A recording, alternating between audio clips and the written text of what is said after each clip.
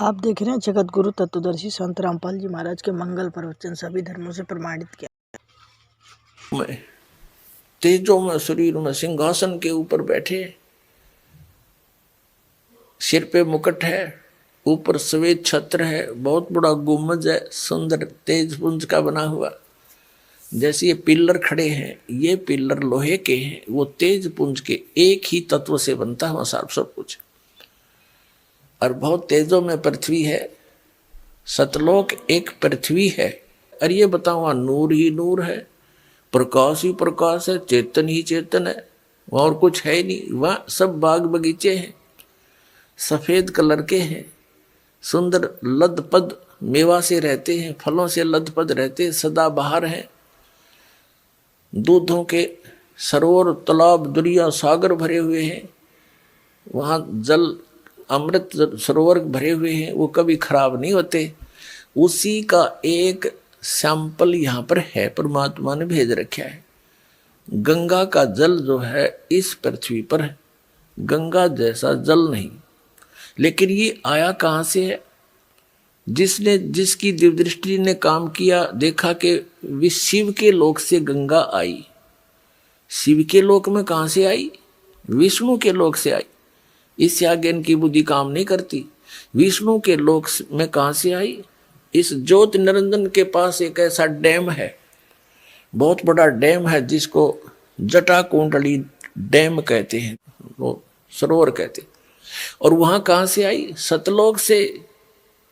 सतलोक से गंगा का जो जल है, सतलोक का एक सैंपल है कि ऐसे पदार्थ हैं वहां कभी खराब नहीं होते। दूध भी ऐसा है, दही के भरे हुए वहां पर सब ऐसे सरोवर हैं, सब व्यवस्था उपलब्ध है वहां पर, तो वो खराब नहीं होते। जैसे इस यहाँ के लोक में और सब पदार्थ नाश हो जाते हैं, वो खराब हो जाते हैं, गंगा जल खराब नहीं होता।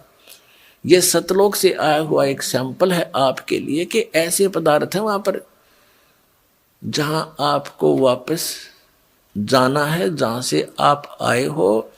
ये जो दास आपको बता रहा है, ये कोई लोक वेद नहीं, कोई डूम भाट के गीत नहीं, ये गॉड गिवन ज्ञान है। कबीर भगवान ने बताया है, वो स्वयं आकर ज्ञान दिया है। और आंखों देखा महापुरुषों ने देखकर फिर अपना बयान किया है सच्चाई को, वो ही आपके रूबरू दास कर रहा है। इसने कति ऐसा मान लेना, बिल्कुल फाइनल समझ लेना, इसमें अगरम मगरम की जगह में छोड़ रखना। जब आपके हृदय में ये बात दास की 100 सत्य हो जाएगी सद, फिर आपकी आत्मा यहां से कति हट जाएगी। और यहां से हटे बिना वहां जा नहीं सकते आप। दो नौकाओं पर पैर रख कर आदमी यात्रा नहीं कर सकता, बीच में पड़ा करे। तो जैसे जब तक आप यहाँ रहो, आराम से रहो, अपने बच्चों में, भाइयों में, बहनों में, माता में, जो भी आपका परिवार है, रिश्तेदारी है, लेकिन भगत बना कर रखो उन सब ने। और वो भगत नहीं होंगे और आपकी आस्था रहेगी तो फिर आपको ये लटका लेंगे। तो बच्चों को भी नाम पर लगाओ। और फिर भी कोई नहीं मानता है, दुर्भाग्य है, तो डगमग ना होना। इस ज्ञान को आधार बनाकर आपको ये सोच लेना चाहिए कि आप तो यहाँ रहने ही नहीं हो, आपके बेटा है चाहे बेटी कितने अच्छे हैं, पोता है पोती है, जोते हैं जोती है, या कोई कार कोठी है, तो आप तो यहाँ रह ही नहीं सकते। ये आपके हैं कैसे? जब तक आप इनके साथ हो, बिल्कुल प्यार से रखो। ये उस परम पिता के बालक हैं। जैसे एक नौकर रहता है, उसको ड्यूटी लगा दी जाती है धनी यानी मालिक के द्वारा कि मेरे बच्चों की देखभाल कर, और ये पैसा ले इनकी खर्चे का। तो उस नौकर को मालूम होता है उनकी कितनी केयर टेक रखता हो कि कहीं ये नाराज ना हो जाए, इनको कोई दुख ना हो जाए, शिकायत हो जाए, मालिक तेरी नौकरी से बर्खास्त ना कर दे। उसके अपने बच्चे ना होते हुए भी वो उसके हृदय से सेवा करता है उस समय। लेकिन जब उसको नौकरी से निकाल दिया जाता है, उसमें उनकी ममता नहीं होती। उसको पहले पता था कि ये तेरे नहीं, ये मालिक के बच्चे हैं। ये आपकी जो भूल कद मिटेगी वो तो समय आप बताएगा, लेकिन ये मिटानी पड़ेगी आपने। ये बच्चे आपके नहीं हैं, ये शरीर आपका नहीं है। कहते काया तेरी है नहीं, ये माया कहाँ से हो? और हम यहाँ अपना जीवन नाश करते हैं, चोरी करके, डाके मार के, रिश्वत ले करके।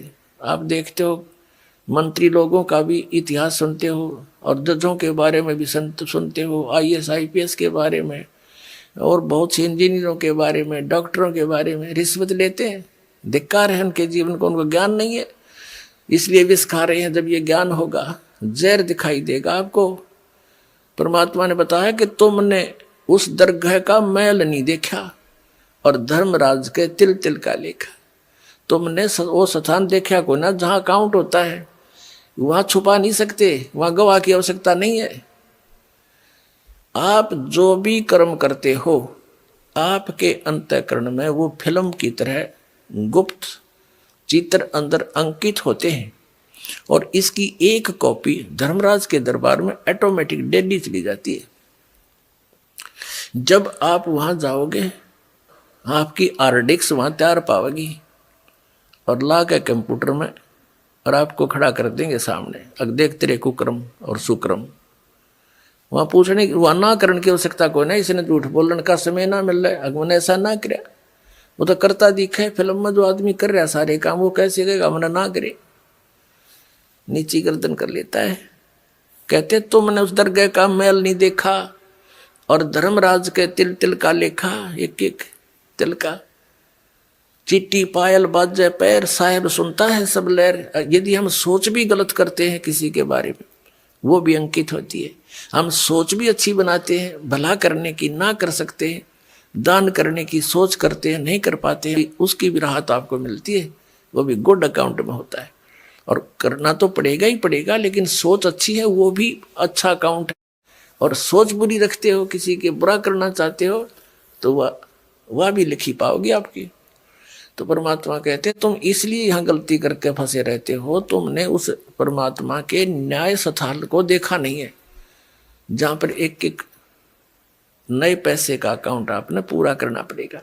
जो किसी का बुरा किया है, किसी का लिया है, दिया है, वह पूरा करना पड़ेगा तुमने। तो उसके लिए अब हम आपको एक परंपरा बताते हैं। ये ना समझना कि ये नियम सख्त हैं, ये बहुत आसान नियम बना दिया आपके। किसी से पैसे लेते हो, फिर उसका देना पड़ेगा, ये कोई बड़कों का खेल है। जैसे कोई रिश्वत लेता है या किसी और 2 नंबर से बकवाद करके किसी से ठग लेता है, वो पैसे उसने देने पड़ेंगे। इसमें ना किसी और जन्म में वो दामाद बन के ले जाएगा और खुश होकर देने पड़ेंगे, और कई गुना हो जाएंगे तब तक।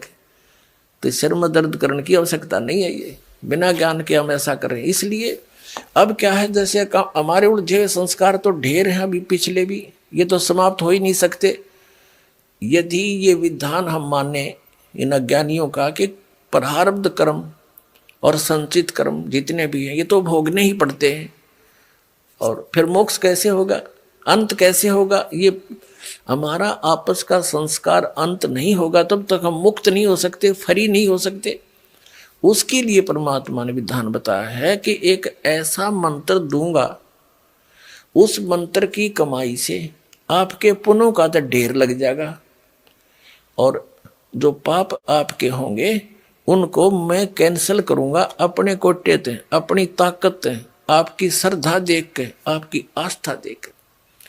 कहते हैं जब ही सतनाम हृदय धरो, भयो पाप को नाश, और जैसे चिंगारी अग्नि की भाई पड़े पुराने घास। तो 1000 टन सूखा घास पड़ा हो और उसमें एक माचिस की सीख जला कर लगा दे, सारे को फूंक करके ढेर बना देगी, राख बना देगी, और चलेगी तेज हवा, उसको उठाकर कहीं की कहीं फेंक का होगी, फील्ड क्लियर हो जाएगा। तो कहते हैं जैसे सूरज के आगे बदरा, ऐसे कर्म छयारे, और प्रेम की पवन करे चित मंजन झलके तेज नयारे। आत्मा और परमात्मा के बीच में आपके इन पाप कर्मों का के बादल छा गए, इनको प्रेम की पवन और करे चित मंजन झलके तेज नयारे। जैसे सूरज के आगे बादल, ऐसे कर्म छयारे, और प्रेम की पवन करे चित मंजन फिर झलके तेज नयारे। एक मंत्र दिया जाएगा आपको, आपके पापों का नाश करेगा। आपके जो पाप नाश हो जाएंगे, आपके हृदय में एक विशेष कसक बनेगी। भगवान की चर्चा सुनते ही, प्रारंभ होते ही उसका नाम शुरू होते ही कहीं पर भी चर्चा सुनते हो तो एकदम गदगद आत्मा होगी, आंखों से आंसू टपकने लग जाएंगे। तो वो प्रेम की पवन है, प्रेम की हवा चल पड़ी और फिर वो साफ कर देगी आपके सब दुर्गुणों को, और संचित अपराध है उनको भी, और प्रारब्ध वाले कर्मों को भी ये मंत्र नाश करेगा। चैनल को सब्सक्राइब करें। मिलते हैं अगली वीडियो में। धन्यवाद।